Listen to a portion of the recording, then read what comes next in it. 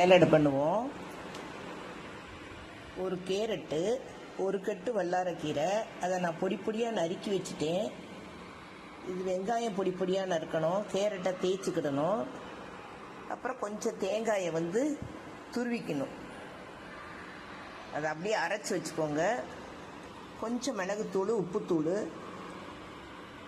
அரை லெமன் எல்லாம் சேர்த்து மிக்ஸ் பண்ணுவோம். பொடி பொடியாக நறுக்கிக்கணும் எல்லாத்தையும். கேரட்டை தேய்ச்சிக்கணும். இதை இப்படி எடுத்து சாப்பாட்டுக்கு எல்லாமே வச்சுக்கலாம், சாப்பிட்டுக்கலாம். நல்லாயிருக்கும். பொடி பொடியாக ஆஞ்சிருங்க, நறுக்கிடுங்க.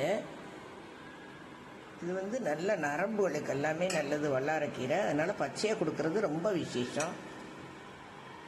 வல்லாரையோட எல்லாத்தையும் மிக்ஸ் பண்ணி லெமனை புழிஞ்சு சாப்பாட்டுக்கு தொட்டுக்கோங்க. நல்லாயிருக்கும் சாலடு.